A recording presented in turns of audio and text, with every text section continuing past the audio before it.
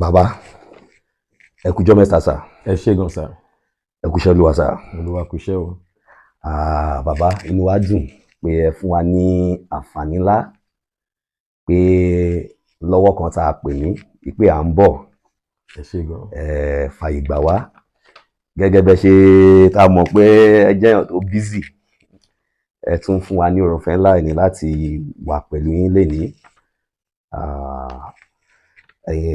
Ìdí tá a fi wá bí náà, a fẹ́ fi wá béèrè 1 or 2 questions sir. Pàápàá jùlọ lórí ọ̀rọ̀ àwọn àsọtẹ́lẹ̀ yín tá a rí gbogbo ẹ̀ pátá.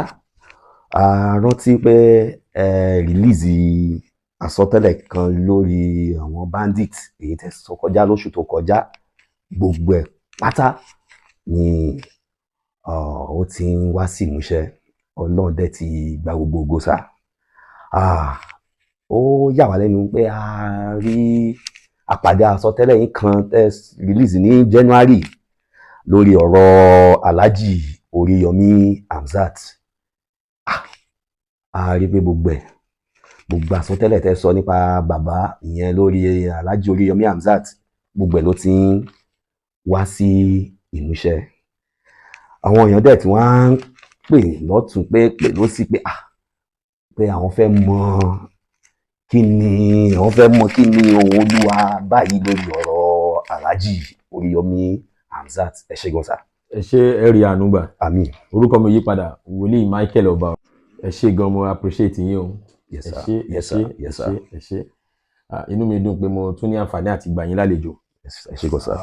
Ẹ ó rí ìyọ́nú Ọlọ́run. Àmín. Gbogbo àwọn tó ń gbọ́ mi níbi tí ẹ ti ń gbọ́ mi ní orúkọ Olúwa, ẹ ó rí àánú Ọlọ́run. Àmín. Mo ti deliver message tí ẹni wọ́n ṣe ń pè fún wọ̀nyí ní láti January. Bẹ́ẹ̀ni Ní sà. Olúwa ti bá mi sọ̀rọ̀ lórí Dr. Hamzat Oríyọmí. Mo jẹ́yàn tí mi ò ń ṣe olóṣèlú, àwọn ìránṣẹ́ Ọlọ́run olóṣèlú wà. So ohun tí Olúwa bá darí mi sí, Bẹ́ẹ̀ni sà. òun náà ni màá deliver fún gbogbo àwọn ọmọ Ọlọ́run. Mo ti gbọ́ ohùn lórí Alhaji Oríyọmí Hamzat. Olúwa sọ fún mi pé ogun máa dìde.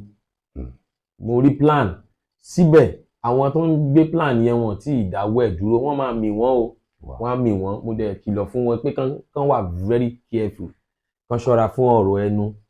Mo sọ fún wọn kì í ṣe gbogbo nǹkan báyìí ni wọ́n á fèsì sí, gbogbo nǹkan kọ́ ni wọ́n á gbégbé iṣẹ́ pé torí mo rí court nínú ìrìn àjò yìí. Mo dẹ̀ rí pé lẹ́yìn ìrìn àjò yìí mo tún rí court. Ṣùgbọ́n Olúwa sọ fún mi pé wọ́n á borí. Àmín. Wọ́n á borí. Ohun Olúwa ni, kò sí nǹkan máa dìde lọ́tún, nǹkan á dìde lósì, ṣùgbọ́n tí wọ́n bá gbọ́ àwọn ìgbésẹ̀ kéékèèké kankan ni wọ́n á dẹ̀ gbé. Nínú àwọn ìgbésẹ̀ tí Olúwa dẹ̀ nìkan gbé yẹn, nínú ẹ̀ òun ni ogun ẹnu. First n tí màá sọ nìyẹn, ogun ẹnu. Kán máa lo ọgbọ́n mo lè dá ṣe, kán gbọ́ advice àwọn ọmọlẹ́yìn wọn. Ẹnìkan ní kí ni wòlíì yẹn sọ. Olúwa ní kán tẹ́tí sí ohùn àwọn ọmọlẹ́yìn kán tó lè débi bẹ̀. Wọ́n á ní láti gbọ́ ohùn àwọn tó ń bọ̀. Àwọn tó ń bọ̀ tí káwọn má rò wípé àwọn tó ń sọ̀rọ̀ wọ̀nyí lábẹ́lẹ̀ wọn ò ní ṣe. Àwọn tí wọn ò ní ṣe lÓlúwa ló máa gbé wọn débi bẹ̀. Gbogbo àwọn ọmọ tó wà lẹ́yìn wọn, gbogbo àwọn tó lè wà nínú pátì tí wọ́n bá ti dìde, tí Olúwa bá ní kán gbé dìde, àwọn ló máa gbé wọn débi bẹ̀. So kán máa wò wípé kí ni ṣe, kí làwọn yóò ní nǹkan tó fẹ́ sọ. Kán listen sí advice àwọn kankan nínú àwọn tí wọ́n rò bí àwọn jẹ́ ènìyàn. Olúwa ní wọ́n á débi bẹ̀. Àmín. Ṣùgbọ́n mo rí pé ogun máa dìde o. Ogun máa dìde. Nínú ọdún kìíní, ọdún kejì tán bá sì wọ bẹ̀, àwọn èèyàn máa mì wọ́n. Wọn ò ní fẹ́ kí iṣẹ́ tí wọ́n ṣe, nǹkan tán fẹ́ ṣe, wọn ò ní fẹ́ kó yọ.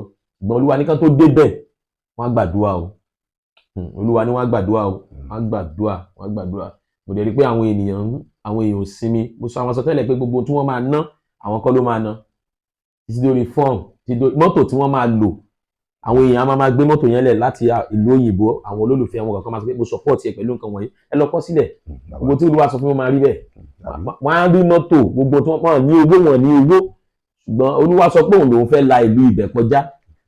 Ohun Olúwa ni. Mo sọ àsọtẹ́lẹ̀ lórí ti àwọn bá dé Olúwa sọ pé láti oṣù yìí ni àwọn kankan bẹ̀rẹ̀ sí ní wálẹ̀.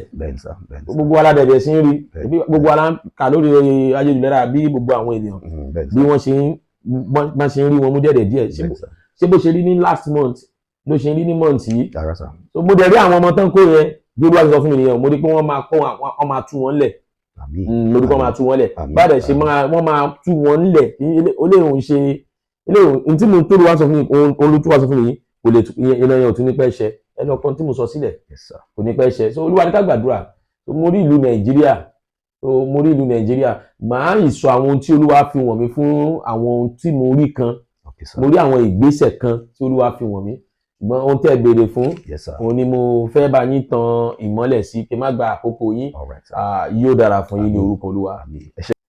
Ẹ jẹ́ kí àwọn èèyàn lọ wo gbogbo àwọn prophecies wa ní online kàn search fún Michael ọba ọ̀rọ̀ Okay sir. or prophet Michael ọba ọ̀rọ̀ so kàn lọ wo gbogbo àwọn prophecies wa mi ò ṣe release the prophecies so gbogbo ohun tí olúwa bá sọ fún mi pátápátá kò sí ìkankan nínú tó olúwa sọ fún mi tí ò wá sí ìmúṣẹ gbogbo bá ṣe release the prophecies láti àwọn presidential level àti presidential level àwọn governor kò sí ohunkóhun kán lọ wá kí àwọn èèyàn yín lọ wá gbogbo àwọn tí à ń release Okay sir. pátápátá gbogbo ẹ̀ pátápátá ló ń wá sí ìmúṣẹ so kò sí ohun tí màá ń wá tí màá sọ fún yín pé olúwa sọ tí ò ní wá sí ìmúṣẹ mi ò ní jẹ́ jáde síta àfi tí mo bá gbóhùn olúwa so bí olúwa ṣe rán mi bẹ́ẹ̀ náà ni mo ṣe deliver ẹ̀. Ẹ ṣé wọ́n yín ní orúkọ olúwa. Ẹ ṣé gan sà. Bàbá àwọn èèyàn wọ́n fẹ́ mọ nọ́mbà yín sà wọ́n dẹ̀ fẹ́ mọ àdírẹ́sì yín wọ́n ní kẹjọ ṣe lè yọ̀ǹda nọ́mbà yín àti àdírẹ́sì yín. Ẹ ṣé nọ́mbà tí àwọn èèyàn máa pè sí tí mo máa ní àǹfààní àti gbé èmi fúnra mi ló máa gbé the same number yẹn náà ni WhatsApp number 08062513054 níbikíbi tó bá ti ń bọ̀ sọ pé ó ń bọ̀ ní ìlú Adó Èkìtì lọ́nà Àfàò níbikíbi tó bá ti ń bọ̀ sọ pé mo ń bọ̀ ní ìlú Adó Èkìtì lọ́nà Àfàò ní Òṣòdì sọ fún wọn pé love and peace tó bá ti bèèrè lọ́wọ́ ẹnikẹ́ni pé church wòlíì Michael ọba ọ̀rọ̀ ló ń lọ wọn á gbé ẹ débi bẹ́ẹ̀ yóò dára fún ẹ. Ẹ ti gbọ́ bẹ́ẹ̀ yẹn àwọn ènìyàn bàbá ó sì kú kan sà àwọn èèyàn fẹ́ mọ̀ bóyá ṣé bàbá máa ń ṣe iṣẹ́ ìfàdúrà gẹ́gẹ́ bí wòlíì. ẹ rí àánú Ọlọ́run ohun tí wọ́n ń pè ní wòlíì nìyẹn ohun tí wọ́n ń pè ní wòlíì inú ló wà tó pé nọ́mbà yẹn ohun tí Olúwa bá darí mi fún ẹ àwọn ìgbésẹ̀ àwọn iṣẹ́ àdúrà ìgbésẹ̀ nǹkan kan wà tán ń pè ní wòlíì ẹnìkan ní kò sí wòlíì mọ́ lóòótọ́ nítorí ó ti pàdé wòlíì tó pọ̀ pé nọ́mbà yẹn tó bá ti pe nọ́mbà àmú tí Olúwa fẹ́ màá sọ ohun tí wọ́n ń pè ní wòlíì fún ẹ so níbi bẹ̀ ìwọ ló máa mọ̀ bóyá wàá gbégbèsẹ̀ àbó ò ní gbégbèsẹ̀ yóò dára fún yín. Ẹ ṣé gan sà. Ẹ ó rí ìyọ́nú Ọlọ́run. Mo gbàdúrà fún ìlú Nàìjíríà ní orúkọ Olúwa ìlú yẹn ò ní dàrú. Àmín. Gbogbo àwọn anilára ní orílẹ̀-èdè yìí ní orúkọ Olúwa Ọlọ́run á já òkè wọn. Àmín Jésù. Gbogbo àwọn tí Olúwa yẹ kó bẹ̀ ní iṣẹ́ tí ìlú orílẹ̀-èdè yìí yóò fi gba ìrọ̀rùn Ọlọ́run yóò bẹ̀ wọ́n ní iṣẹ́. Àmín. Gbogbo ẹ̀yin tí ẹ ń fi inú kan ṣe kò ní rẹ̀ yín o. Àmín. Ẹ ó rí ìyọ́nú Ọlọ́run. Àmín. Gbogbo bí tẹ́ ti ní àǹfààní àti máa gbọ́ gbogbo ẹ̀yin tẹ́ fóun yín kiri ohùn Olúwa ní ayé ò ní dá yín dúró. Àmín. Jésù Olúwa wa. Àmín. Àmín. Ẹ ṣé gan sà. Ẹ ṣé.